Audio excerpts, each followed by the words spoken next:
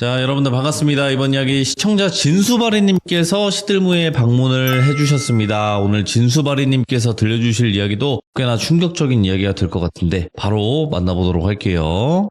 안녕하세요. 진수바리님. 네, 안녕하십니까.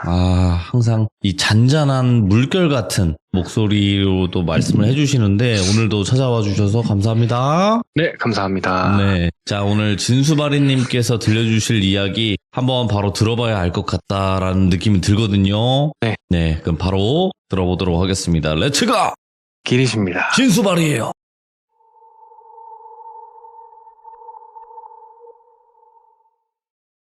오늘 이야기는 사람이 좀 무서운 이야기가 될 것 같은데, 이번 이야기는 제 친구가 들려줘서 가져올 수 있게 됐는데요. 예.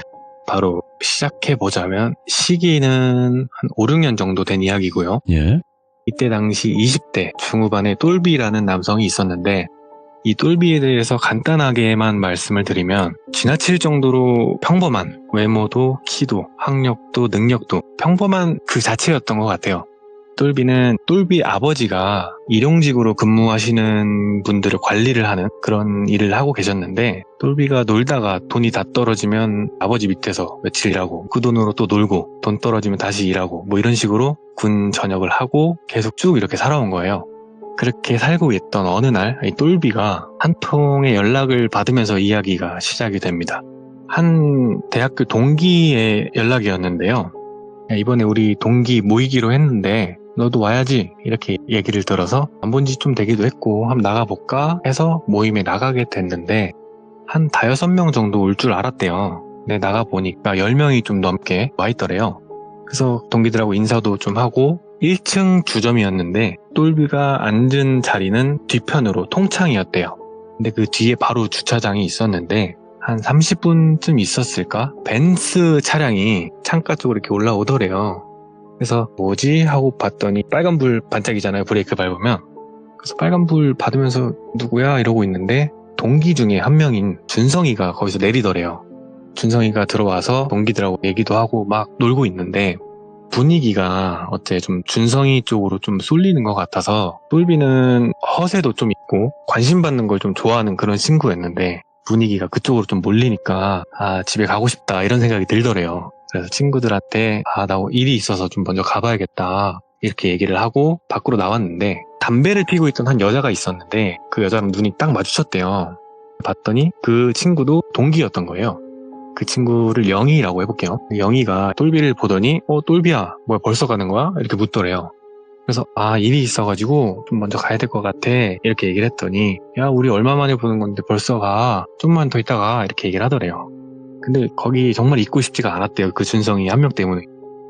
가봐야겠다고, 미안하다고, 다음에 보자 이렇게 얘기를 하고 가려는데 영희가 핸드폰을 주면서 똘비야 너 핸드폰 번호 바뀌었더라 이러더니 번호를 찍어달라고 이렇게 주더래요.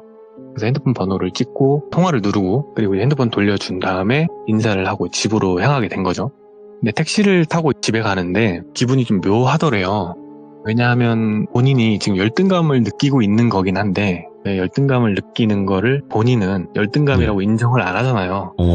그러다 보니까 세상이 불공평하다. 나는 이렇게 사는데 쟤는 벤츠 차를 타고 명품 옷을 입고, 이게 좀 배가 아프더래요. 그래서 정말 세상이 불공평하다 하면서 집에 왔는데 시간이 며칠 지났는데 영희한테 연락은 안 왔고 그냥 집에서 게임을 하고 있었대요. 어느 날 알 것 없이. 근데 영희한테 카톡이 오더래요. 며칠 뒤의 상황인데 뭐 잘 들어갔냐, 그날 잘 들어갔어 이렇게 카톡이 오더래요. 네. 그래서 잘 들어왔다 이렇게 얘기를 하니까 그날 바쁜 일 있던 것 같던데 뭐 일은 잘 해결된 거야? 이래서 일도 잘 해결됐어 이렇게 하니까 전화가 오더래요. 전화를 받았더니 똘비야 나야 이 얘기를 하더니 영인 거예요. 지금 운전하고 있어가지고 카톡 치기가 좀 불편해서 뭐 이렇게 얘기를 하길래 그치 뭐 운전하면서 핸드폰 보면 위험하지 이렇게 답을 하는데, 영희도 차가 있다는 사실에 조금 더 위축감이 들었대요, 그때 당시에. 그래서 그렇지 하고 있는데 영희가 똘비야 혹시 영화 좋아해? 이러더래요. 그래서 영화? 영화 좋아하지? 답을 했더니 영희가 그럼 이번 주말에 뭐해? 영화 볼래? 이렇게 얘기를 하더래요. 그래서 그래 영화 보자, 좋아 이렇게 대답을 했더니 그러면 토요일 뭐 11시에 보자, 어디서 보자 이렇게 약속을 하고 그 날이 돼서 똘비가 약속 장소로 한 20분 먼저 도착을 했대요. 그래서 카페에 가서 커피를 마시면서 기다리고 있는데 한 10분쯤 남았을 때 영희한테 전화가 오더래요. 네. 받았더니 똘비야 어디야? 이렇게 묻길래 나 지금 도착했어. 기다리고 있어. 이렇게 얘기를 하니까 영희가 나 지금 다 왔어. 좀만 기다려. 이러더니 끊더래요. 그래서 조금 있다가 영희가 카페 안으로 들어오는데 영희한테 영희야 여기 이렇게 하려던 순간에 영희 뒤에 남자 한 명이 따라 들어오더래요. 그래서 누구지? 하고 봤더니 그때 그 준성이인 거예요. 그래서 이게 지금 1대1 데이트를 하자는 게 아니고 그냥 같이 놀자는 거였나? 약간 좌절감이 든 거죠. 그래서 좀 기분이 상해 있는데 준성이가 들어오더니 똘비한테 되게 좀 친한 척을 하면서 야씨 너 왜 그때 먼저 갔어? 뒤질래? 막 이러면서 좀 친한 척을 하더래요. 근데 똘비는 준성이랑 그렇게 친한 사이는 아니었고 대학교 다닐 때도 영희랑도 그렇게 친한 사이는 아니었거든요. 근데 그렇게 친한 척을 하니까 기분이 좀 언짢죠. 사실 기분도 안 좋은데 준성이 때문에.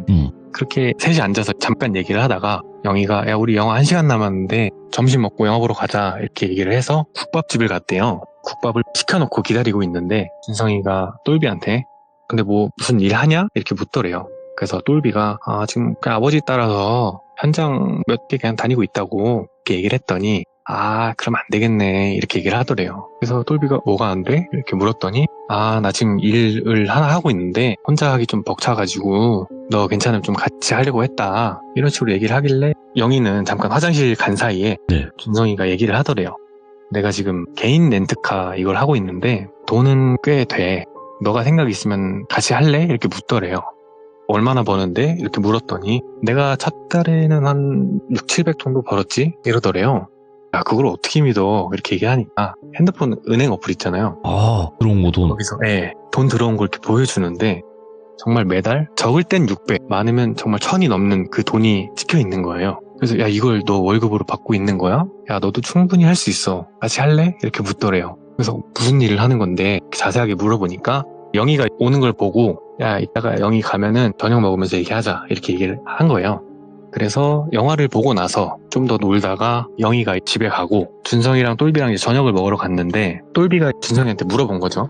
야 근데 정확히 무슨 일을 하는데 돈을 그렇게 많이 버냐? 이렇게 물었더니 사실 개인 렌트카가 이게 불법이야. 그렇지. 불법인데 사실 뭐 걸려봤자 벌금이나 그냥 집행유예로 끝나고 그거 받고 돈 이 정도 받으면 괜찮은 거 아니야? 이러더래요. 그래서 괜찮은 것 같긴 한데 근데 이게 불법인데 해도 되나? 이러고 생각을 하고 있었대요. 네. 준성이가 그냥 갖다 주고 반납 받아오고 이 일만 하면은 돈 이렇게 못 받는데 나는 좀 특별한 방법이 있어 이렇게 얘기를 하더래요. 그래서 그게 무슨 일이냐 이렇게 얘기를 했더니 직접 말로 하는 건 좀 그렇고 내가 어차피 이따가 반납 하나 받으러 갈 게 있는데 그때 보여줄게 이렇게 얘기를 해가지고 저녁을 먹고 커피 한잔 하다가 시간이 됐나 봐요. 준성이가 야 가자 하더니 준성이 차를 타고 어디론가 이동을 한 거예요. 이동을 한 곳은 어떤 그 큰 공원의 주차장이었는데 거기로 갔더니 벤틀리라고 한번 해볼게요. 벤틀리 차량이 한 대 딱 서 있더래요.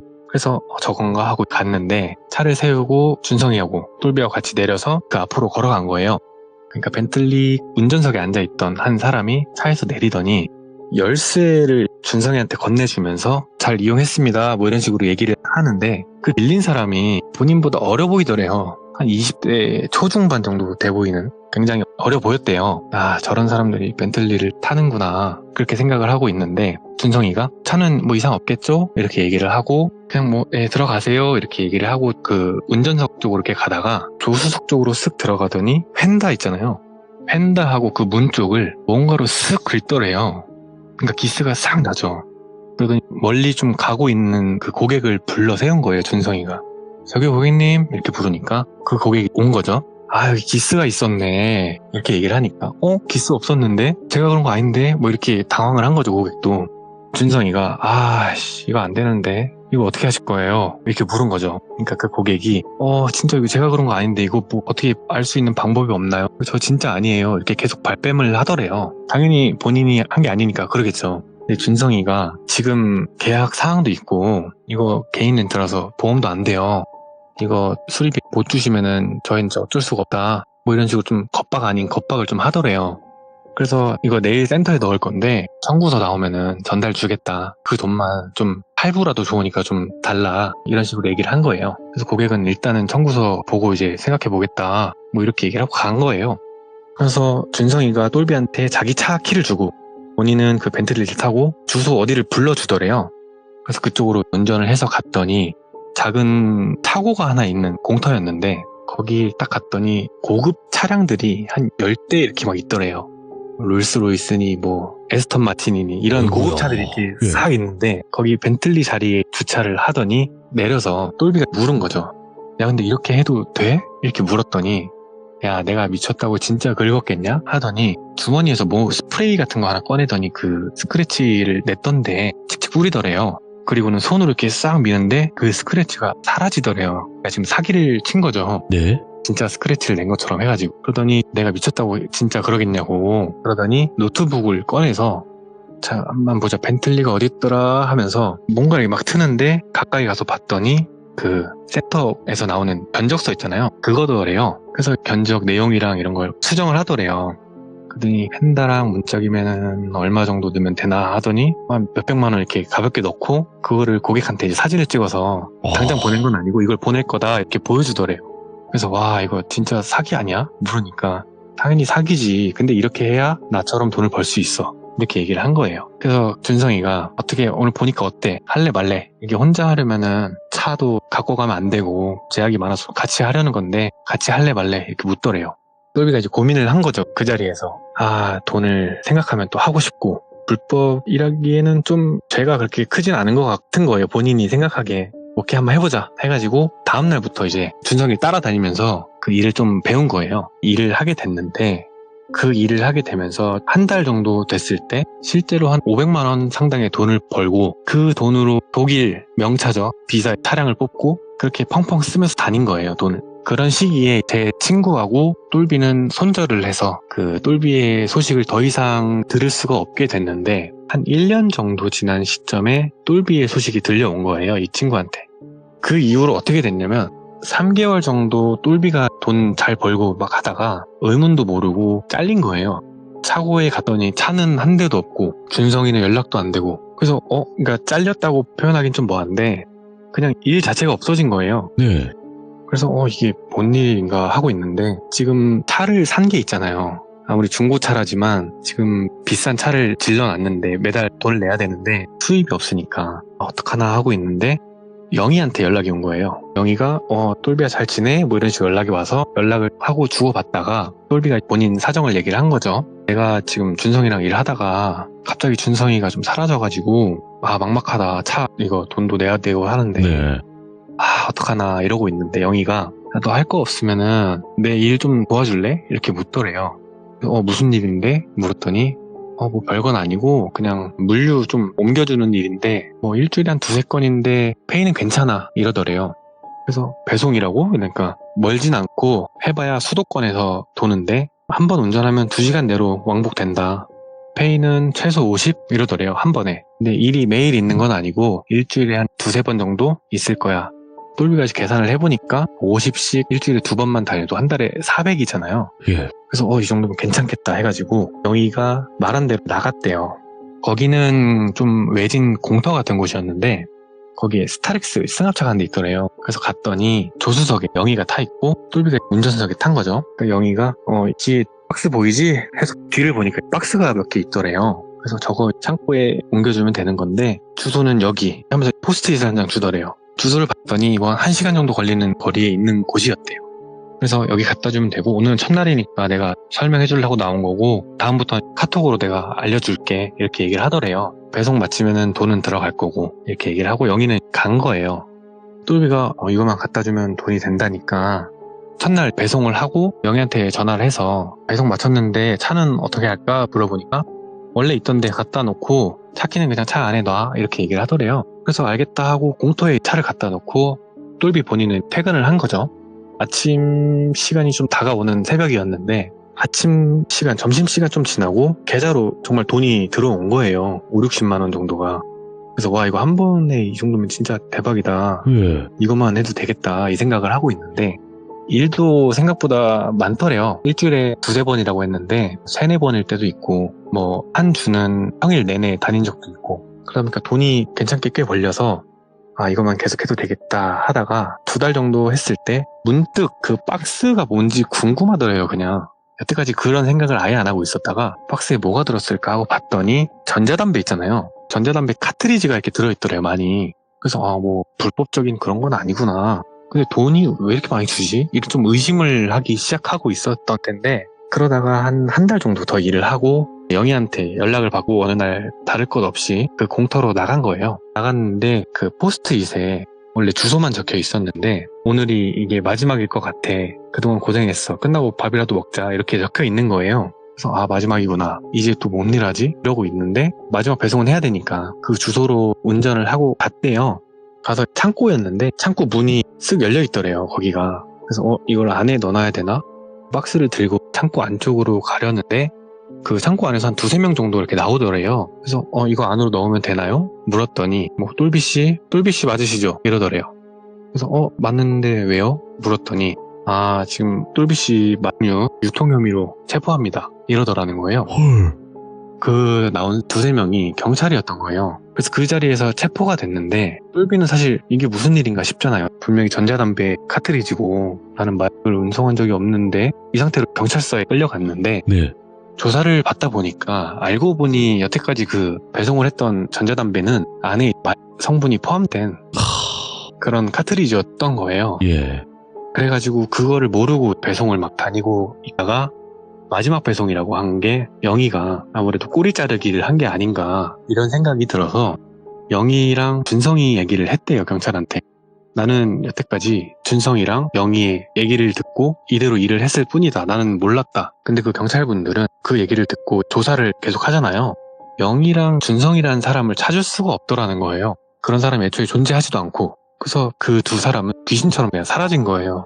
그래서 똘비가 뭐 억울하다고 하긴 좀 뭐한데 모든 혐의를 덤탱이 써서 교도소에 수감이 됐는데 예.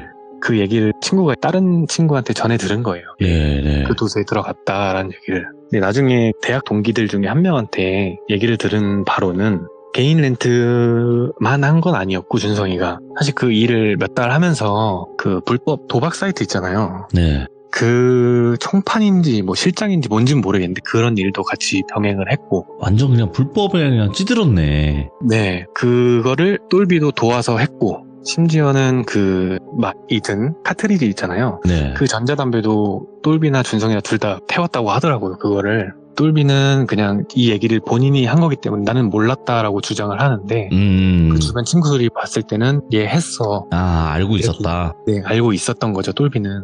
그래서 이건 사실 좀 인과응보라고 생각을 하는데 자업자득이고. 네, 자업자득이고 준성이가 이 모든 걸 다 주도해서 한 일이었고 사실 준성이랑 영희는 사귀는 사이였는데 영희는 준성이를 좀 도와서 똘비를 깨어냈던 거고 네. 이런 불법적인 일들을 하면서 준성이가 좀 위험해졌을 때 덤탱이를 씌울 사람이 필요했던 거고 네. 그게 똘비가 된 건데 그 대학교 동기 모임에서 준성이를 보면서 좀 배아파했던 모습을 보고 쟤를 타겟으로 삼아야겠다 라고 생각을 해서 똘비를 타겟으로 삼았던 이런 이야기가 있어서 가져왔습니다. 이게 사실 좀 공포스러운 이야기와는 좀 거리가 있는데 아니 그래도 사람이 좀 무서운 이야기라서 뭔가 지금 진수아래님께서 전달을 해주신 내용 자체는 누군가가 뭔가 안 좋은 감정을 갖고 애초에 쟤를 타겟으로 해서 제 인생을 무너뜨려야겠다 라고 하는 사람들이 솔직히 있어요. 그런 사람들이. 네, 그렇죠. 근데 그 방법 중에 하나가 이런 불법적인 거지만 이런 식으로도 하는 방법이 있다라는 거죠. 네, 맞습니다. 많은 분들이 자업자득 아니냐 이렇게 이야기하실 수도 있고 그런 부분이긴 하지만 그래도 이게 생각보다 내 주변에서 그런다면 근데 한 가지 말씀드리고 싶은 건 저도 이 똘비라는 친구를 알거든요. 이 친구가 이런 쪽으로 빠진다고 생각은 못 해봤고 네.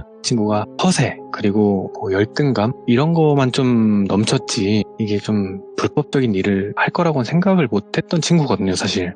예. 이야기를 듣고 좀 충격에 빠졌던 그런 이야기였습니다. 누구라도 그렇게 될 수 있다라고 맞아요. 생각이 들더라고, 돈 앞에서. 조심해야 돼요. 맞아요. 잠시 잠깐 그 판단을 잘못했을 때 네. 사람이 진짜 어떤 식으로 안 좋아질 수 있는지 그거는 우리가 아무도 모르거든요. 맞습니다. 네, 그래서 더 현실적이고 와닿는 이야기가 아닌가 생각이 들고 오늘 네. 진수바리님께서 또 잔잔하게 섬뜩하게 이야기 잘 들려주셔서 감사드립니다. 고맙습니다. 네, 감사드립니다. 네. 네.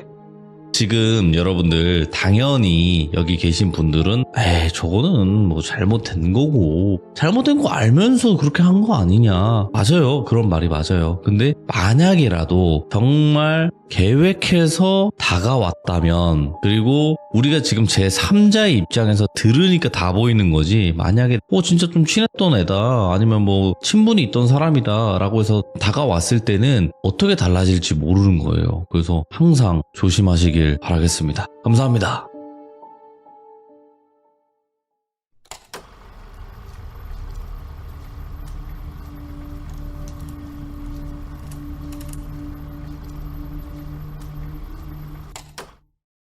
자, 여러분들 반갑습니다. 바로 진수바리님께서 시들무에 찾아와 주셨습니다. 오늘 진수바리님의 이야기 어떤 이야기일까요? 바로 만날게요.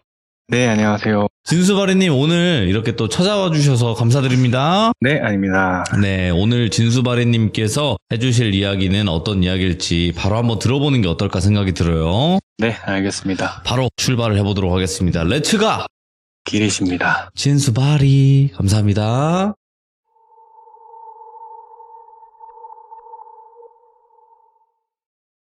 우선 제가 현장을 다니면서 관리를 하는 일을 하고 있는데요. 거기서 현장 소장님께 들은 이야기인데, 이야기는 10몇 년 전쯤, 2010년 초반대쯤 있었던 이야기고요. 그 시기에 중기 업체를 운영하는 40대 중반의 똘비라는 분이 계셨는데, 중기 업체가 무엇이냐 하면은 중장비 있잖아요. 그거를 프리랜서로 일하시는 분들 배차를 뭐 꽂아주고, 아니면 자기가 일을 나간다던가 하는 그런 사무실을 말하는 건데, 이 똘비 같은 경우에는 포크레인을 주로 사용하고, 프리랜서 기사분들 배차 다 나가고, 사람이 없으면 자기가 나가서 일도 하고 이런 사람이었는데, 어느 날 의뢰 전화 한 통을 받은 거예요. 근데 자기보다 한 10살, 20살 이내로 좀 많아 보이는 남성분이셨는데, 개인 사유지인데 건물을 하나 철거하려 한다. 그래서 이야기를 쭉 들었는데, 여기가 똘비가 사는 지역이 아니더래요. 그래서 내가 사는 지역도 아닌데 굳이 이쪽으로 전화를 왜 했을까 하는데, 그건 뭐 신경 쓸 바가 아니고, 작업이 최소 한 2주에서 3주 정도 잡혀 있다고 해서, 그 정도면 큰 돈이 되잖아요. 쉬는 날 없이. 그래서 거리가 좀 있음에도, 원래 거리가 있으면은 뭐 경비니 뭐니 하면서 돈이 다 빠져가지고 멀리는 안 나간단 말이에요. 이분들이 작업이 좀 긴 작업이고 하니까 가기로 한 거죠. 그래서 작업 시작 전날 먼저 가가지고 모텔 방을 잡고, 그리고 이제 그 폐건물을 한번 둘러보러 간 거예요. 그 건물이 돌벽으로 외벽이 쳐져 있고, 그 안에 3층짜리 이제 폐건물이 하나 있었는데, 그런가 보다 하고 숙소로 돌아와서 자고, 다음날 새벽에 출근을 한 거죠. 포크레인을 몰고 갔는데, 땅 주인이 어떤 한 분하고 나와서 그 건물을 보면서 뭐 이야기를 하고 있더래요. 그래서 가가지고 인사하고 오늘 작업하러 왔다 이야기하니까, 똘비가 이 건물 오늘 철거할 건데 지금 뭐 여기 부산스러워가지고 한 1시간 정도만 있다가 시작하겠다 이러더니, 원래 그 얘기를 하고 계시던 분하고 막 얘기를 하더래요, 계속. 근데 뭔가 다투는 것 같은 그런 식으로 얘기를 하다가 그 땅 주인 말고 다른 분이 그냥 그 자리를 벗어나더래요. 그래서 좀 정리가 되는가 했는데, 땅 주인이 이제 작업 시작하면 된다. 네. 똘비한테 얘기를 해가지고, 똘비가 근데 이거 저 혼자 하는 건가요? 이렇게 물은 거죠. 아무리 돈이 좋아도 혼자 하면 힘들잖아요. 그게 다른 장비도 오고 해야 되는데, 근데 그 땅 주인이 앞에 포크레인을 한 3-4대 정도를 불렀는데 3대 다 이상한 것만 갖고 와가지고 다 뭐 시동도 꺼지고 난리도 아니었다고, 일단 장비 수배하고 있으니까 우선은 오늘 혼자 좀 작업 좀 해달라, 뭐 이렇게 얘기를 하더래요. 그래서 뭐 혼자 못할 건 없으니까 네. 어차피 2-3주 작업이고, 그래서 알겠다 하고 작업을 시작을 했는데, 땅 주인은 뭐 자기 일 좀 보고 온다면서 자리를 비운 거예요. 똘비가 그 장소에 혼자 남아서 작업을 하고 있는데 뭔가 이상하더래요. 그 건물이 작업을 하다가 갑자기 붐 이라고 하죠. 포크레인 팔. 그렇게 갑자기 휙 돌질 않아. 어디 부분은 뿌레카라고 하는데, 그 아스팔트나 콘크리트를 부실 때 쓰는 장비예요. 포크레인 팔에다는 그걸로 탈탈탈탈 때리는 건데, 아무리 때려도 기스도 안 나더래요. 거기에 그 콘크리트에 짜증이 나가지고 똘비가 직접 건물 내부로 들어간 거예요. 막 둘러봤는데도 뭐 특별한 건 없고, 뭐 왜 그러나 하면서 작업을 어쨌든 계속 하기는 했는데, 작업이 지지부진하게 하다가 그날은 끝이 났대요. 그 다음날 둘째 날 나왔는데, 그냥 인부들 있잖아요. 그분들이 한 3-4분 정도 나와서 그냥 다른 작업을 하고 있더래요. 폐 가구나 뭐 이런 거 정리하는 일을 하고 있었는데 오늘은 혼자 하는 게 아닌가 보다 하고 땅 주인이 어디부터 해주세요 막 이렇게 얘기를 듣고 그 건물 철거를 하는데 어디서 갑자기 악 소리가 나더니 뭐야 하고 봤더니 그 인부 중에 한 명이 넘어지면서 얼굴을 다친 거예요. 그래서 뭐야 왜 저래 하는데 다른 사람이 좀 있다가 손가락을 찧은 거예요. 또 한 명은 사다리에서 떨어지고 계속 이런 작은 사고가 계속 이어지니까 불안하더래요. 똘비도. 그래서 최대한 안전에 신경을 쓰면서 작업을 하고 있는데 3층 건물이라고 했잖아요. 3층 천장을 먼저 까야 되는데 까다가 안 돼가지고 기둥을 때리기로 했대요. 똘비가. 기둥을 뿌레카로 막 때리고 있는데 그 옥상에 뭐가 이상한 게 하나가 보이더래요. 그래서 저게 뭔가 하고 봤는데 잘 안 보이더래요. 그 앞에 창문이 좀 지저분해서. 근데 포크레인이 앞 창문을 열 수 있게 돼 있어가지고 앞 창문을 열었대요 이렇게. 근데 갑자기 작은 돌멩이 하나가 똘비 얼굴로 팍 날아든 거예요. 그래서 이마가 탁 까진 거예요. 그래서 좀만 잘못 맞았으면 눈이 나갈 수도 있었던 상황이라 으악 하면서 포크레인 안으로 들어와서 막 감싸고 있는데 피가 나더래요. 그래도 크게 다친 건 아니니까 대충 지혈하고 밴드 붙이고 이런 식으로 해서 점심시간 이후에 다시 작업을 시작해서 그날도 지지부진하게 그날도 작업을 마무리했대요. 네. 셋째 날 작업 나가기가 싫더래요. 거기 현장을 이틀 연속 지금 작업도 잘 안 되고 그래가지고 그냥 좀 설렁설렁 나갔대요. 평소엔 좀 일찍 나갔는데 시간 맞춰서 나간 거죠. 나갔는데 아무도 없더래요 현장에. 원래 땅 주인이나 감리나 누가 있어야 지시를 하고 그 일을 할 텐데 아무도 없으니까 그냥 포크레인 앉아서 기다렸대요 가만히. 근데 시간이 지나도 아무도 안 오고 그래서 땅 주인한테 전화를 했대요. 근데 전화도 안 받고 그렇게 시간이 쭉 간 거예요. 혼자 남아서. 그러다가 점심시간까지 연락이 안 되니까 에라이 모르겠다 하고 점심시간에 그냥 퇴근을 한 거예요. 숙소에서 이제 TV를 보고 있는데 땅 주인한테 한 3, 4시쯤에 연락이 왔대요.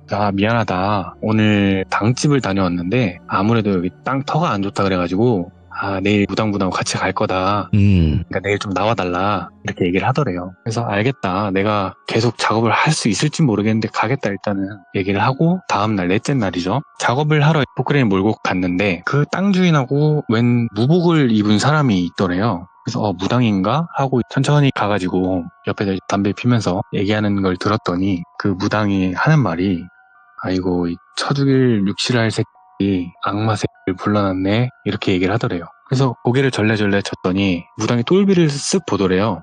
포크레인이에요? 이렇게 묻더래요. 그래서 예 맞다 이렇게 얘기를 하니까 오늘 작업 며칠째예요? 이렇게 묻더래요. 그래서 오늘이 4일째입니다 이렇게 답을 했더니 아이고 용케 살아있네 이러더래요. 그래서 이게 뭔 얘긴가 하는데 무당이 그 땅 주인을 보더니 이거 내가 할 순 있는데 자신 없고 이거 반반이라고 나의 목숨 걸기 싫으니까 이거 그냥 땅 포기하라 이런 식으로 얘기를 하더래요.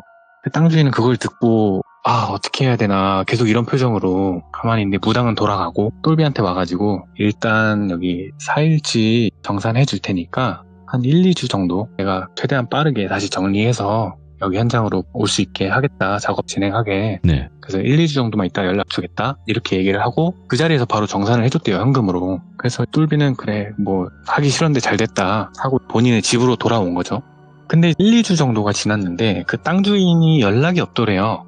그래가지고 똘비가 근데 여기는 뭐 어떻게 잘 안 됐나 해가지고 그냥 궁금해서 땅 주인한테 연락을 해봤대요. 근데 한 여자가 받더래요. 그래서 누구시냐 했더니 그 땅 주인 전처라는 거예요. 네. 전처가 전화를 받은 거예요. 그래서 그러시냐 했는데 그쪽에서 하는 말이 무슨 일로 전화 주셨는지 모르겠는데 이틀 전에 이 사람 죽어서 지금 상치려고 있으니까 오실 거면은 문자로 주소 보내드리겠다. 이렇게 해서 문자를 받았대요. 똘비가 그 얘기를 듣고 좀 멍해진 거죠. 며칠 전까지 얼굴 보고 있던 사람이 죽었다니까 갑자기. 그래서 이게 근데 내가 장례식장을 가는 게 맞나? 이러고 있었대요. 근데 또 며칠 전에 같이 동거래도 하고 얼굴도 본 사람인데 그래 한번 가야겠다 해가지고 그 장례식장을 간 거예요. 똘비가. 근데 장례식장 들어가면은 방이 여러 개 있잖아요. 다른 분들도 상을 치르잖아요. 근데 그 땅 주인 방으로 향하는데 네. 그 입구에 보면은 그 사진 같은 게 하나 있고 상주 누구 뭐 이런 식으로 적혀 있잖아요. 그 영정 사진을 봤는데 어디서 본 얼굴이 있더래요. 그래서 뭐지 하고 봤는데 누구지 하는데 갑자기 생각이 난 게 넷째 날 자기한테 물어봤던 그 무당 있잖아요. 그 무당이더래요. 네. 영정 사진이.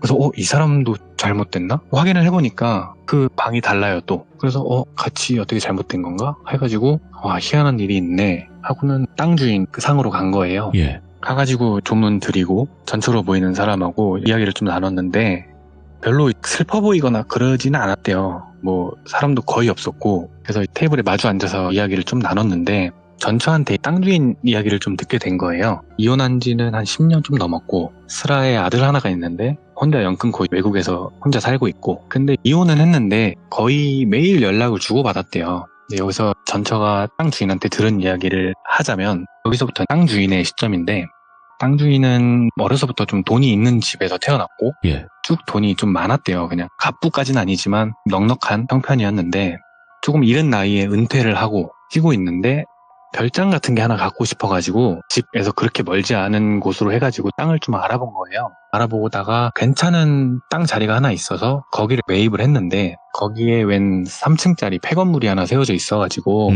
이거를 철거를 해야 되니까 건축사무소에 맡겨서 청에 신고도 하고 허가도 받고 이런 식으로 해서 한 달 정도 지났고 철거를 시작하게 된 거예요. 근데 부르는 크레인마다 죄다 고장이 나고 심지어는 마지막에 불렀던 사람은 포크레인을 옥상으로 올리다가 크레인에서 떨어졌대요. 포크레인이. 그래가지고 장비도 작살나고 예. 사람도 좀 많이 다쳤대요. 그 사람이. 그리고 그 다음에 똘비한테 의뢰를 한 건데 그게 그 지역에서는 거기가 좀 소문이 나가지고 하라고 해도 안 오더래요. 기사들이. 그래서 다른 지역으로 알아보다가 그나마 좀 가까운 지역에 있던 똘비를 알게 된 거고 의뢰를 한 건데 좀 찜찜한 감이 있어가지고 지인한테 소개를 받아가지고 무당을 같이 부른 거예요. 똘비가 오는 첫날. 근데 좀 처음에 누구랑 막 다퉜다고 했잖아요. 그게 무당이었는데 여기 절대 밀면 안 된다. 경고하는데 그냥 둬라. 제발 그냥 둬라. 큰 사고 난다. 이렇게 얘기를 했는데 다투더니 땅 주인은 그냥 철거를 강행한 거죠. 이 무당을 보내고.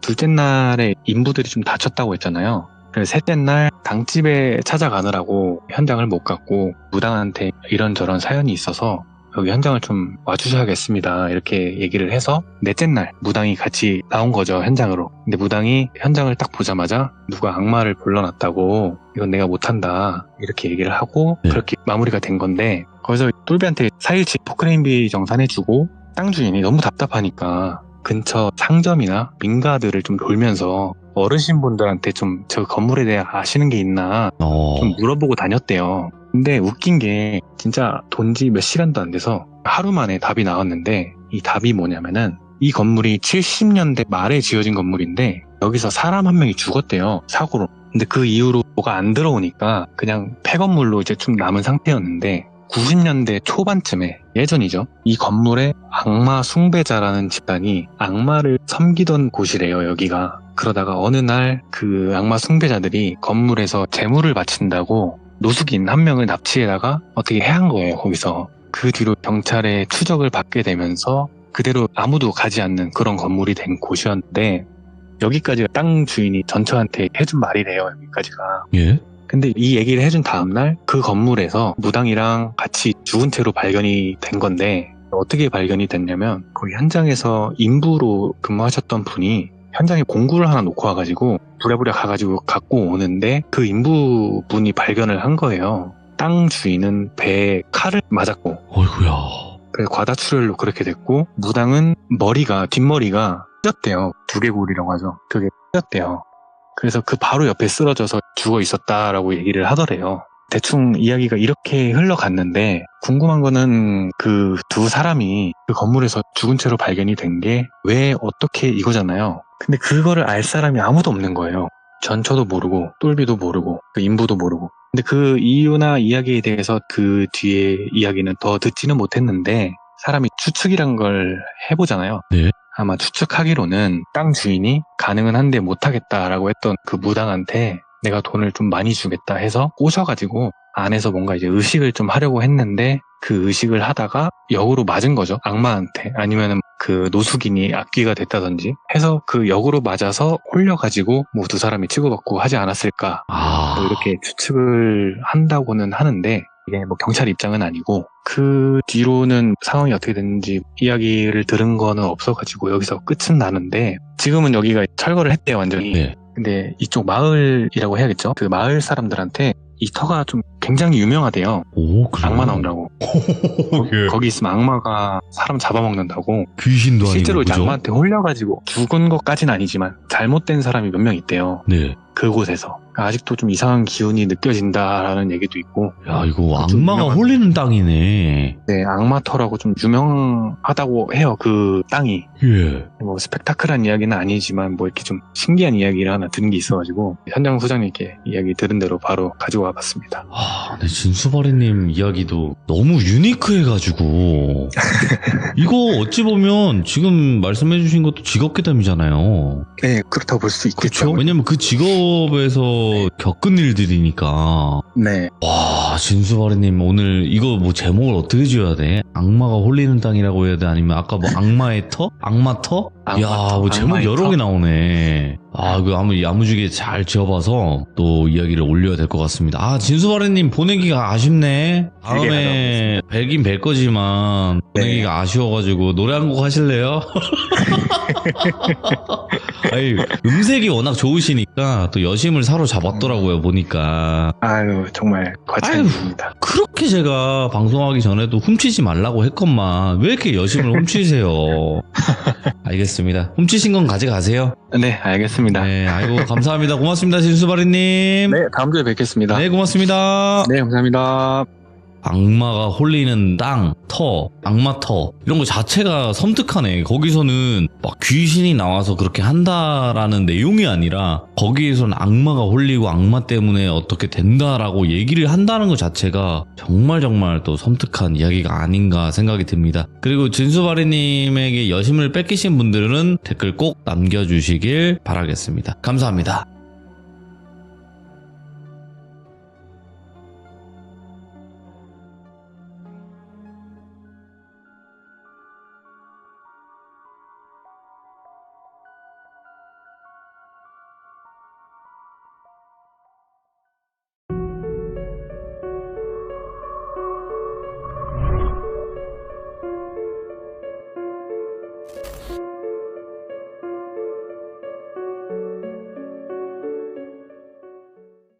자, 이번 이야기는 시청자 무얼님께서 시들무에 처음으로 찾아와 주셨습니다. 오늘 무얼님이 해주실 이야기는 어떤 이야기일지 같이 한번 들어보도록 하겠습니다.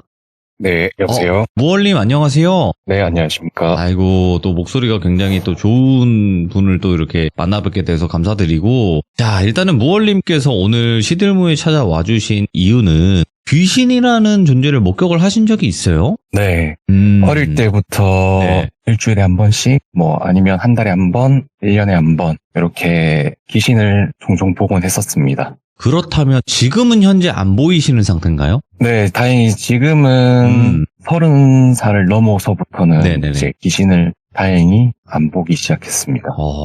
굉장히 그때는 누구한테 말을 해도 사실 막 공감을 해준다거나 그거를 같이 이야기를 해준다거나 그러신 분들이 많이 적었을 것 같은데, 자, 그러면 오늘 편안하게 그때 봤던 것들 이야기 들려주시면 될 것 같습니다. 그럼 준비하신 이야기 바로 시작해 주시면 됩니다.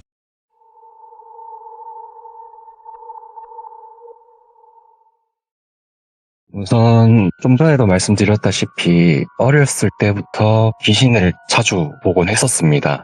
그러다 보니까 그러면 내가 처음으로 본 귀신은 언제일까라는 그러니까요. 생각을 하게 됐었어요. 예. 한 초등학교 좀 넘어가서부터. 그래서 곰곰이 생각해보니까 이때가 내가 기억하고 있는, 인지하고 있는 첫 귀신이구나라는 기억을 하게 되었는데, 우선 그 얘기부터 시작할까 합니다. 5살 때 저희 아버지가 이제 교통사고를 당하시면서 네. 병원에 한 3개월, 4개월 정도 입원을 하시게 된 일이 있었어요. 그때 저희 어머니께서는 아버지 간병을 위해서 저는 어쩔 수 없이 외할머니 집에서 살게 되었습니다.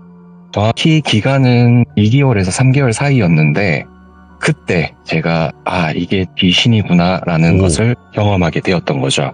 우선 저희 외할머니는 작은 외할머니, 외할아버지가 있고 큰 외할머니, 큰 외할아버지가 계셨어요. 그러다 보니까 하루는 작은 외할머니 집에서 자고 하루는 큰 외할머니 집에서 자고 이렇게 번갈아 가면서 생활을 했었는데, 예. 그날은 작은 외할머니 집에서 자게 되었던 날입니다.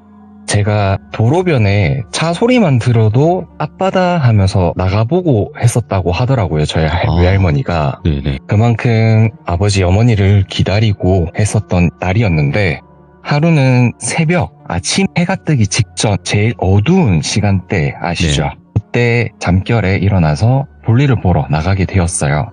근데 시골 마을이다 보니까 시골은 변소라고 하거든요. 그 변소가 집 안에 있는 게 아니라 대문 바깥에 논 앞에 있었거든요. 그래서 이제 작은 외할머니는 위험하니까 안에서 볼일 보지 말고 변소 옆에 돌담, 담벼락 앞에서 볼일을 보라 라고 했었는데 그날 어둡고 하다 보니까 그냥 어렴풋이 여기가 돌담이구나 하고 볼일을 보게 되었죠. 예? 볼일을 다 보고 뒤를 돌아보았는데 변소 앞이 논이었거든요.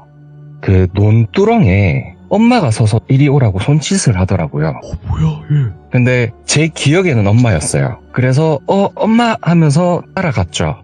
근데 그 순간부터 기억이 없습니다. 예. 그러다가 한참 시간이 지난 듯해요. 왜냐하면 정신을 차렸을 땐 이미 주변이 해가 다 뜨고 날이 밝아왔기 때문이죠. 정신을 차리고 보니까 제가 있었던 위치가 시골 마을에서도 차로 한 10분 이상을 가야지 도착할 수 있는 옆 동네에 있었더라고요. 귀신이 홀린 거죠, 쉽게 말해서.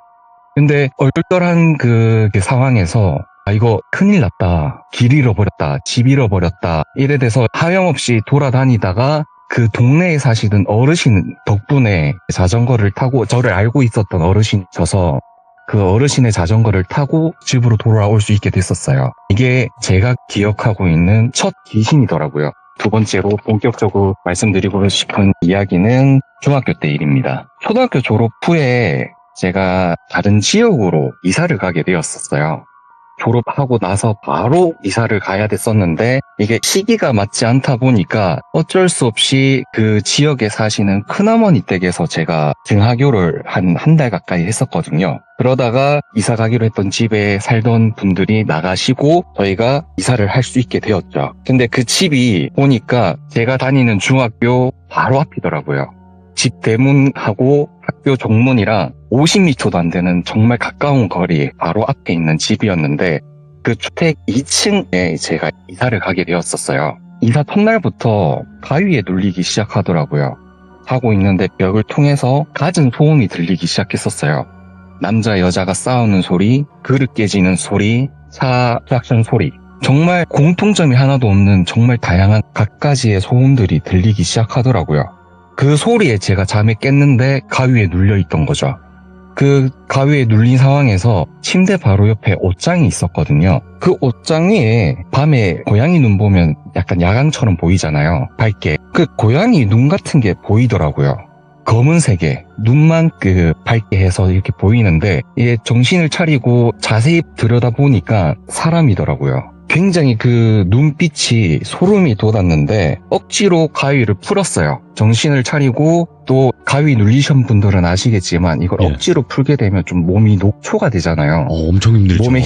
몸에 힘이 정말 잔뜩 들어가다 보니까 바로 기절하듯이 쓰러져 다시 잠이 들었습니다. 그렇게 둘째 날이 되었고 둘째 날에도 또 가위에 눌리더라고요. 마찬가지로 벽을 통해서 들리는 소음에 잠을 깨게 되었고 그러다가 방문이 제대로 안 닫혀 있었는지 스르륵 열리더라고요. 그 열린 방문 앞에 어제 그 전날 옷장 위에서 보았던 그 사람 형체의 무언가가 또 저를 많이 바라보고 있었습니다. 또 가위구나 라는 걸 인지했고 마찬가지 둘째 날에도 정말 악다구니를 쓰면서 가위에 풀고 또 지쳐 쓰러지게 되고 또 셋째 날이 되었는데 이때가 정말 클라이막스였어요. 왜요? 늦은 시간 새벽 1~2시쯤 됐었을 겁니다. 제가 있었던 방 바로 앞이 부엌이었거든요. 부엌에서 도마의 칼질하는 소리가 들리기 시작하더라고요. 그 소리에 깼어요. 이번에는 벽에서 들리는 소음이 아니라. 근데 다행히 가위에 또 눌리지 않았었고요. 이때는. 그래서 그 소리에 잠결에 나가 보았지만 역시나 아무것도 있지는 않았습니다. 그래서 잠에서 깬 김에 물 한 잔 마시고 들어가자 하고 물을 마시고 있는데 그때 저희 집 구조가 좀 긴 직사각형이고요. 네. 현관 들어오면 바로 앞이 거실이고 우측으로는 안방, 거실, 화장실이고 왼쪽으로 복도 형식으로 되어 있어요. 또 방바닥이 일반 장판이 아니라 대리석이었거든요. 대리석은 미끌미끌하잖아요. 그 대리석 바닥에서 하는 뭔가 끌리는 소리가 들리더라고요. 그래서 뭔 소리지 싶어서 이렇게 바라보았죠. 바라보고 있는데 그 어두운 그 복도 앞에서 하반신이 없는 어떤 무언가가 썰매 끌듯이 저한테 다가오고 있더라고요. 굉장히 천천히 다가왔어요. 근데 이때부터 저는 몸이 굳어 있었습니다. 가위 눌린 듯이 완전 얼어붙어 있었는데 천천히 다가온 그 무언가가 천천히 고개를 들어 올리는데 혹시 그 일본 공포 만화 작가 중에 이토준지라고 아시죠? 아, 알죠. 네, 굉장히 유명한 작가분이신데 그 작가의 작품 중에 소용돌이라는 작품이 있어요. 만화가. 제일 잘 알죠. 예. 그 만화처럼 눈, 코, 입이 소용돌이 쳐져 있더라고요. 그 소용돌이 쳐져 있는 이목구비 중에서 입이 굉장히 소름 끼치게 웃고 있더라고요. 예. 저는 그때부터 몸이 굳어 있었음에도 불구하고 그 순간은 진짜 몸에 힘이 풀려가지고 주저앉고 싶을 정도로 이렇게 몸에 힘이 풀려 있는데도 몸이 굳어 있으니까 선 상태로 힘들게 있었거든요. 그렇게 몇 초를 가만히 어쩔 수 없이 바라볼 수밖에 없었어요. 그러다가 다행스럽게도 사라지면서 몸에 힘이 돌아오기 시작하면서 주저앉았는데 진짜 온몸이 땀으로 범벅이 돼 있었거든요. 이렇게 힘들게 쓰러지듯 그 자리에서 그냥 잠이 들어버렸습니다. 예. 어쩔 수 없이 그 다음날 어머니한테 얘기를 했어요. 나 이사 온 첫날부터 지금 3일째 연속으로 이런 경험을 겪고 있다. 힘들다 라고 얘기했더니 원래 이사 오기 전에 팥 뿌리고 하잖아요. 그걸 했음에도 불구하고 이렇다 좀 이상하다 그래서 어쩔 수 없이 한 번 더 뿌려보자 예. 해서 한 번 더 팥을 뿌렸습니다. 그 후로 정말 다행스럽게도 그 집 안에서는 그 3번의 경험 이후로는 집 안에서는 귀신을 볼 수 없었어요. 아, 근데 보통 귀신을 보시는 게 아니네, 보니까. 이게 정말 귀신들이 저를 괴롭히려고 하는 건가? 예. 아니면 나랑 놀아달라고 하는 건가? 의심스러운 경험이 있었거든요. 또 마찬가지로 제가 이 집에 살 때 겪었던 일인데 중학교 때 학원을 마치고 늦은 시간 집으로 귀가하던 길이었는데 저희 집이 좀 언덕 높은 곳에 위치를 하고 있습니다. 중학교도 언덕에 있고요. 힘겹게 올라가고 있는데 뒤에 또각또각 구두 소리가 들리기 시작하더라고요. 근데 분명히 집 그 언덕을 올라가기 시작했을 때 주변에 사람이 한 명도 없었거든요. 그래서 혼자 올라가고 있었는데 그 소리가 들리니까 뭐지 하고 뒤를 돌아보았을 땐 아무도 없었습니다. 아, 또 혹시 귀신인가 싶었죠. 근데 또 한참을 올라가다가 중간에 또 또각또각 구두 소리가 들리니까 또 뒤를 돌아보았을 땐 또 아무도 없고요. 그렇게 한 3번 정도를 반복하면서 집 앞 대문에 도착을 했을 때 집 안 대문에서 열쇠를 딱 꽂는 순간 뒤에서 웃음소리가 들리더라고요. 그러면서 하는 얘기가 아 재밌었다 이러면서 그 소리에 놀라서 돌아봤더니 한 7, 8살쯤 되고는 여자아이였어요. 약간 단발머리의 여자아이였는데 뒤를 돌면서 형체가 사라지더라고요. 혹시 이 귀신들이 나한테 놀아달라고 하는 건가? 뭐 강아지 키우시는 분들 강아지들이 놀아달라고 달려드는 것처럼 그런 느낌이 들더라고요. 오. 그래서 혹시나 하는 마음에 처음으로 점을 보러 가게 되었어요. 중학교 2학년에서 3학년 올라가는 시기에 점을 처음으로 친구들이랑 보러 가게 되었는데 그때 그 무당이 이런 얘기를 하더라고요. 학생, 운이 참 좋네. 조금만 귀가 더 셌으면 나랑 같은 운명이었다. 그 얘기를 하더라고요. 예. 그래서 그러면 귀신을 지금 솔직히 보고 있는데 어떻게 해야 될까요? 그거는 뭐 방법이 없다 지금은. 학생은 시간이 지나면 자연적으로 귀신을 안 볼 수 있게 될 거다. 그동안에 귀신들이 학생한테 악을 끼칠 것 같지 않으니까 네. 괴로운 거 아니라면 그냥 지나가라. 이렇게 얘기를 해주시더라고요. 그렇게 저는 귀신을 군대를 전역하고 30살이 되기까지 한 번씩 보고 있었습니다. 아, 계속 드문드문 보셨구나. 네, 뭐 자주는 아니더라도 군대 전역한 후에는 한 1년에 한 번, 2년에 한 번 꼴로 한 번씩 귀신 보이더라고요. 군대 그러다가 안에서는 안 보였어요? 군대에서도 많이 봤었는데 예. 저는 기동대라는 곳을 입대하게 되었어요. 자대 배치를 아. 받게 되었었는데 뭐 5분대 기조라든지 기동수색대라든지 이런 역할을 하는 부대였거든요. 전투 부대였는데 그러다 보니까 새벽에 한 번씩 비상이 울리면 5분대 기조 출동을 합니다. 산에도 올라가고 바닷가도 가고 숲에 들어가서 수색 훈련하고 이런 일을 하는 거였는데 하루는 5분대 기조 비상이 또 걸렸던 거죠. 네. 그때는 당직 사령이 조금 짓궂게도 그 새벽에 산을 올라가게 됐었어요. 근데 그 작전 지역까지 말 그대로 5분 내로 출동을 하고 최대한 빠르게 도착을 해야 되기 때문에 그 어두운 새벽에 산악구보를 하게 된 거죠.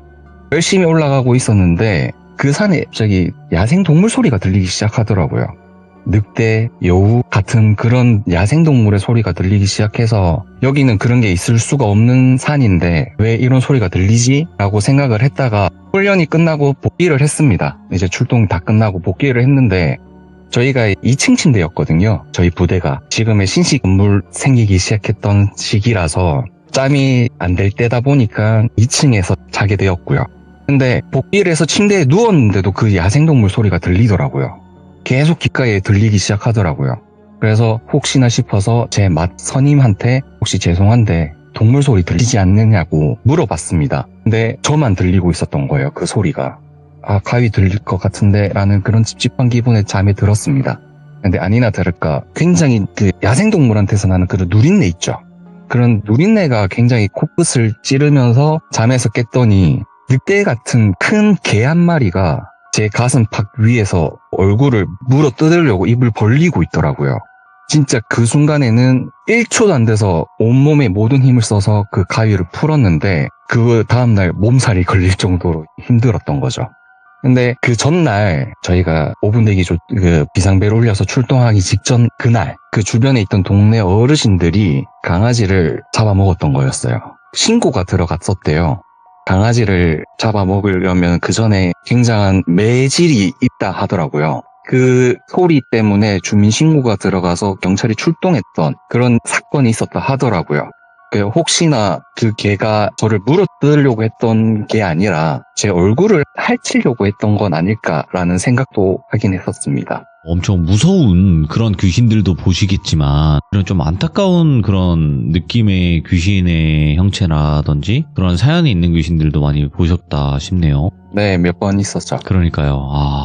그러니까 기는 세신 건데 무당을 할 만큼의 기는 아니고 딱 그 언저리 애매하게. 그렇죠. 애매한 수준이었던 거죠. 그래서 아까도 제가 무얼님에게 말씀드렸지만 그런 일반적이지 않은 귀신들을 보신 것 같네요 라고 말씀을 드렸을 때 이게 기가 그냥 센 거랑 엄청 센 거랑은 좀 다르거든요. 엄청 세면 오히려 네. 더 무서운 귀신들을 많이 만난다고 해요. 그래가지고 혹시 그쪽일까라는 생각도 해봤는데 뭐 정확한 건 모르겠지만요, 무얼님. 지금까지 귀신을 보면서 가위 눌린 거 이런 것 때문에 힘든 거 외에는 크게 저한테 나쁜 영향을 끼친 경우는 없었어요. 다행스럽게도. 천만 다행이네요, 그거는.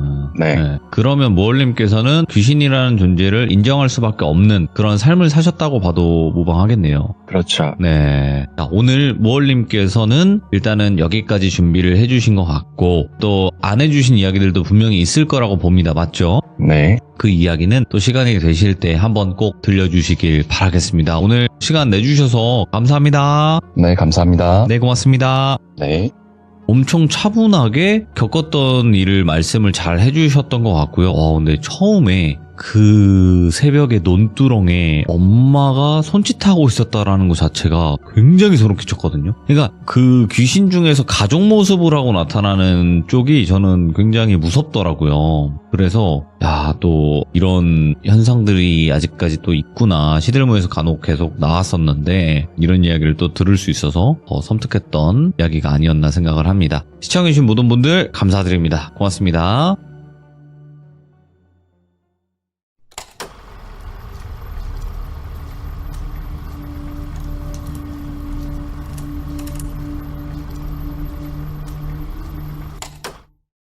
자, 이번 이야기는 시청자 무얼님께서 이야기를 들려주실 겁니다. 오늘 무얼님께서 들려주실 이야기는 첫 번째 이야기에서 굉장히 귀신을 많이 목격을 하셨던 분인 것 같아요, 살면서. 그래서 여러 가지 이야기들을 옴니버스 형태로 들려주셨는데 오늘도 그렇게 되지 않을까 생각을 합니다. 그래서 어떤 이야기일지 같이 한번 들어보도록 할게요. 네, 여보세요? 무얼님. 네, 안녕하십니까? 역시나 이제 목소리가 확실히 좋다는 이야기 많이 들어보셨죠? 솔직하게. 조금 들었습니다. 네. 안 들을 수 없는 목소리죠. 네. 자, 오늘 무얼님 찾아와 주셔서 감사합니다. 네.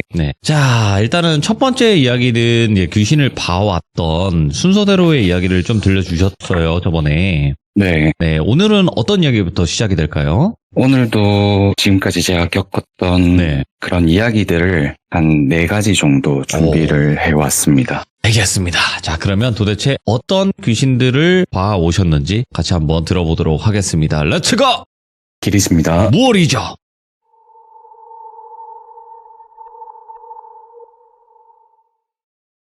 우선 오늘 들려드릴 첫 번째, 두 번째 이야기는 고등학교 2학년 1학기 때 겪었던 일이에요.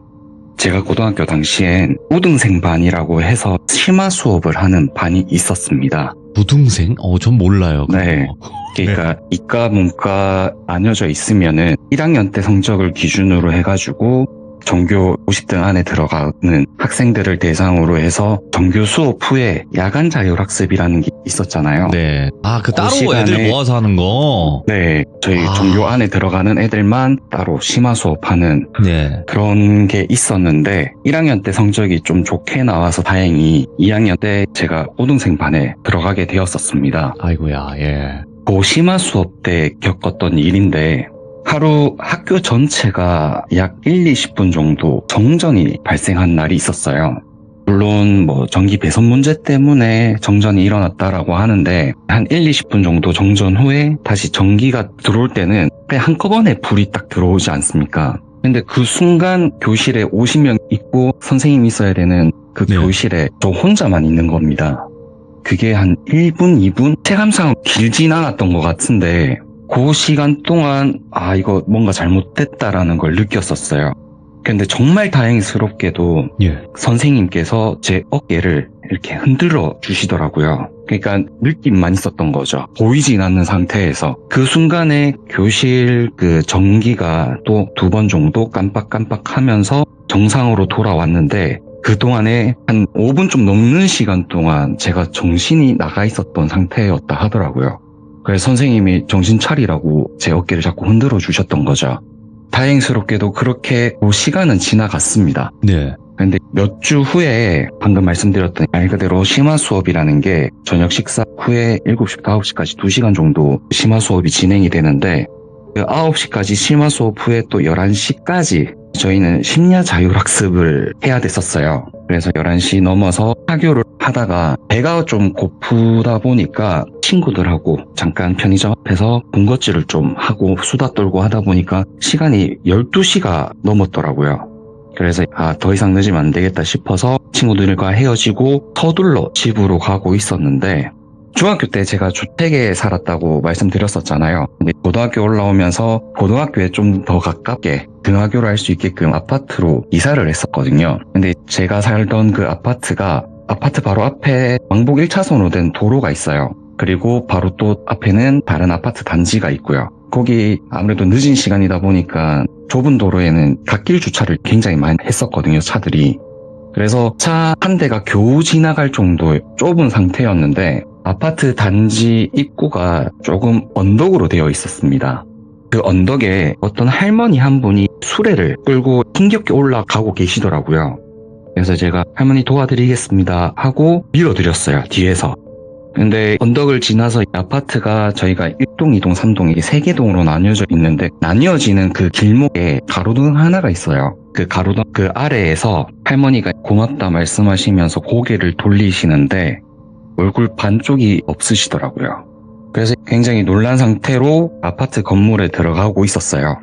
그 당시에는 동마다 경비 아저씨가 계셨었거든요. 요새는 아파트 단지 전체 관리사무소 따로의 경비 아저씨 한 분만 계시는데 그 당시에는 동마다 경비 아저씨가 계셨어가지고 좀 인사하고 친하게 지냈었습니다. 그래서 그날도 놀란 상태로 표정이 안 좋은 상태로 인사하고 지나가려고 하는데 경비 아저씨가 무얼 학생 무슨 일 있어? 표정이 안 좋아 보이네 라고 말씀을 하시길래 방금 얼굴 반쪽 없는 할머니를 봤다, 수레를 끌고 계시는 할머니를 봤다 라고 말씀을 드리니까 그 경비 아저씨께서 하시는 말씀이 몇 년 동안 안 보였었는데 였어요. 그래서 그 이야기를 들어보니 그 경비 아저씨 분이 그 아파트에서 한 12년, 13년 가까이 근무를 하셨다고 하시는데 네. 8년 전쯤에 바로 그 언덕 앞에 도로가 있다 말씀드렸었잖아요. 그 늦은 시간에는 갓길 주차를 한 차가 많고 그 좁은 도로에서 할머니 수레를 끌고 가시다가 교통사고로 돌아가신 사고가 있었다 하더라고요. 그래서 그 폐질구 하시던 할머니가 돌아가시고 그 후 한 2-3년 동안 그 할머니를 보았다는 주민들이 있었다고 해요. 한두 분이 아니었던 거죠. 그러다가 한동안 안 보이시다가 최근 4-5년 동안 그런 얘기가 없어서 잊고 지냈었다고 하시더라고요. 근데 그날 또 제가 봄으로 인해서 또 시작인가? 라고 말씀을 하시더라고요. 예. 이렇게 두 번째 이야기가 끝이 납니다. 아이고요, 예. 이제 세 번째는 대학교 1학년 때 이야기인데, 대학교 1학년 때는 기숙사 생활을 했었어요. 4인 기숙사에서 지내는데 시간이 지나다 보면 놀 때 한 친구가 한두 명 데리고 오고 또 한 친구가 한두 명 데리고 오고 하다 보면 한 10명이 모여서 같이 어울리고 놀게 돼요. 그날은 제가 다른 친구 기숙사 방에 놀러 가서 이제 게임하고 놀다가 잠시 친구 침대에서 눈을 치고 있었습니다. 이제 그 방에 저를 제외하고 6명이 놀고 있었는데 한 30분 좀 넘게 잠이 들었다가 친구들이 웅성웅성하는 소리에 깼어요. 친구 침대가 2층 침대 2층이었는데 눈을 뜨면 바로 위가 천장이잖아요, 눈앞이. 근데 눈앞에 뭔가 흐릿한 형체가 보이더라고요. 이제 막 잠에서 깨서 좀 눈이 흐릿한가? 라고 생각했었는데 그 형체가 스르륵 사라지면서 몸이 굳기 시작합니다. 아, 가위구나. 또 가위에 눌렸구나 라고 느꼈던 거죠. 그 눈앞에 있던 형체는 사라졌는데 2층으로 올라오는 사다리 쪽에 뭔가 시선이 느껴지더라고요. 그래서 힘겹게 눈만 살짝 돌려서 보았더니 몸이 없이 얼굴만 하나가 옆으로 눕힌 상태에서 머리카락은 천장으로 떠있고 반대로 얼굴만 딱 있었어요. 한 그때 시간이 오후 3, 4시쯤이었어가지고 기숙사 방이 굉장히 밝았거든요. 근데 그게 저에게는 굉장한 소름이었습니다. 너무 선명하게 보였던 거예요. 그 얼굴이 소용돌이였습니다. 혹시 지난번에 말씀드렸던 기억나시나요? 네, 맞아요. 그 소용돌이 얼굴이었어요.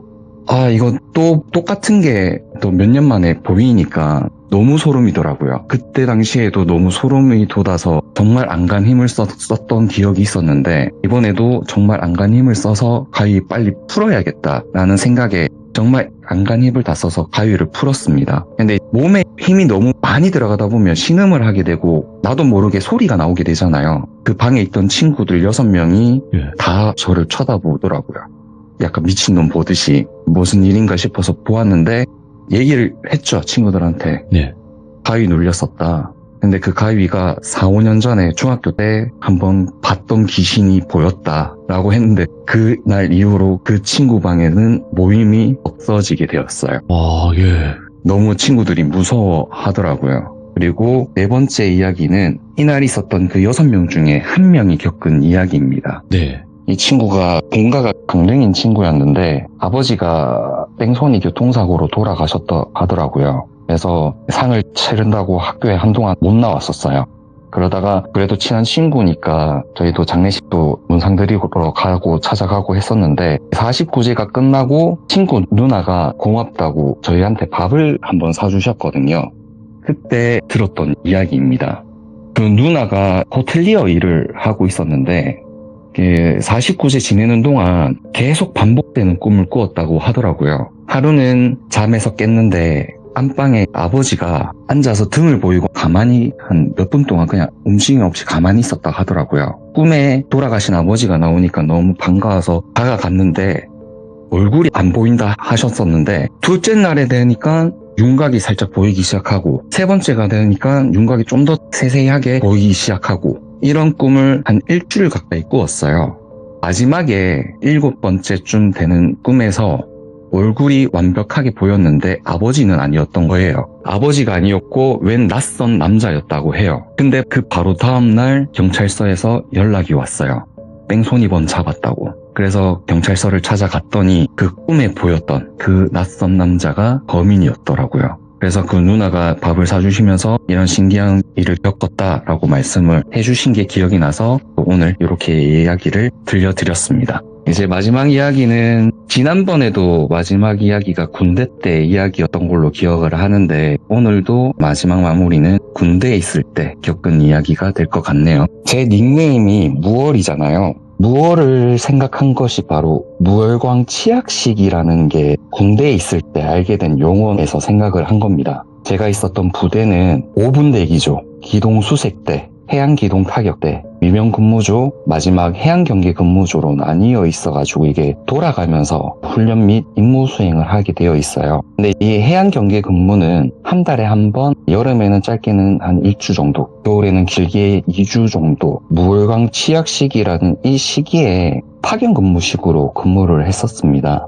네, 요거 참고해 주시면 될 것 같고요. 이 이야기는 바로 이 해양 경계 근무를 서던 중 겪은 일입니다. 파견 근무 시기이기 때문에 상황에 따라서 근무지가 좀 바뀌고 소초도 저희가 근무를 서는 소초 또한 이렇게 바뀌게 되어 있어요. 그날은 해안 절벽 위 해송숲 사이에서 경계 근무를 서고 있었는데 네. 새벽 2, 3시 사이였습니다. 절벽 아래 해안가가 아예 없는 완전 절벽 아래 바다였는데 약 50m에서 100m 사이에 바다에서 사람 한 명이 걸어오고 있더라고요. 수심이랑 파도 세기 이런 걸 아무리 생각해도 사람이 서서 걸어올 수 없는 곳임에도 사람이 갑자기 나타나서 선 상태로 걸어오고 있었던 거죠. 예, 저희는 바로 보고를 했습니다. 땡땡소초 전방 50m에서 100m 바다에 고수자 한 명 발견. 이렇게 보고를 하면 즉시 해양기동 타격조, 해양경찰, 근처 해군부대까지 출동을 하게 되어 있어요. 왜냐하면 저희가 근무 서는 게 옛날 북한이 침투했던 그런 게 실제로 있었던 지역이다 보니까 출동을 하게 되어 있는데, 그런데 이상했습니다. 이게 출동하는 한 10분에서 15분 사이에 그 사람이 더 이상 가까워지지도 멀어지지도 않고 가만히 서 있더라고요. 뭐지? 하고 계속 관찰을 했습니다. 파도에 따라서 조금은 앞뒤로 움직이는 정도는 있었어도 계속 서 있길래 그 상황을 또 보고를 했어요. 앞서 말씀드렸을 때 해양기동 타격대, 해양경찰, 해군부대 이렇게 세 군데에서 출동을 한다고 말씀드렸었잖아요. 근데 그 보고 때문에 출동하는 곳이 한 군데가 더 추가가 되었습니다. 129 구급대였어요. 예상이 되시나요? 그 고수자는 바다에 익사한 시신이었던 거죠. 와, 예. 후에 따라보니까 파도 세기랑 뭐 이런 파도 속도 이런 게 좀 타이밍이 잘 맞으면 시신이 한 번씩 육지로 또 내려올 때 선 상태로 떠내려오는 경우가 있다고 하더라고요. 예. 근데 저희는 그 새벽 2, 3시 그 사이에 그 경계 건물을 서고 있다가 그걸 발견했었으니까 처음에는 사람이었던 걸로 보였지만 알고 보니 시신이었더라는 그 사실이 굉장히 오싹하더라고요. 예. 네, 오늘 이렇게 마무리하는 걸로 하겠습니다. 와, 아니 근데 그 시신이 무얼님한테 이제 목격이 된 거잖아요. 나 좀 건져줘 이런 느낌일 수도 있겠네요. 그럴 수도 있고 네. 서서 가만히 바다에 떠 있는 것처럼 이렇게 서 있다라고 마지막 보고를 했을 때 네. 119 구급대가 출동한 것을 보면 그런 일이 종종 있었나 봐요. 아, 예. 네, 그렇게 예상을 하게 되더라고요. 근데 그게 있어요. 이게 사고로 바다에 빠져서 돌아가신 분들도 있고 뭐 극단적인 선택을 하시는 분들도 있지만 그거 있잖아요. 영화나 이런 데 보면 네, 사람이 사람을 해하고 바다에 버리잖아요. 막 네. 그런 경우도 있을 것 같아요. 근데 보통 그런 경우에는 떠오르지 못하게 좀 그치. 무게추를 하고 바다에 뭐 이삭시키는 네. 거니까 그런 시신은 잘 없을 것 같습니다. 야, 그래도 오늘 무얼님께서 여러 가지 이야기들을 들려주시긴 했지만 정말 또 설명을 잘 해주시니까 저희는 정말 진짜 이분은 이런 귀신을 목격을 했고 이런 느낌이었겠구나, 이거를 간접적으로 너무나 잘 알 수 있었던 이야기였던 것 같고요. 그리고 무얼님께 한 가지 여쭤보고 싶은 게, 귀신을 많이 보셨으면 아무래도 정신적인 타격이 굉장히 크셨을 거라고 생각을 하는데 그거를 조금 잘 컨트롤할 수 있었던 그런 노하우가 있었나요? 나름의? 제 성격이 그 귀신을 보는 순간에는 스트레스를 좀 받을 수 있어도 시간이 지나면 신경을 안 쓰는 성격이라 가지고 예. 네. 그래서 뭐 학창 시절 당시에도 주변 친구들한테 그렇게 크게 안 들키고 네. 지낼 수 있었던 것 같습니다. 알겠습니다. 너무 또 마지막 질문 답변까지 주셔서 감사드리고, 자, 오늘 네. 무얼님께서 해주신 또 소름 끼치는 이야기들 감사드립니다. 너무 고마워요. 네. 네.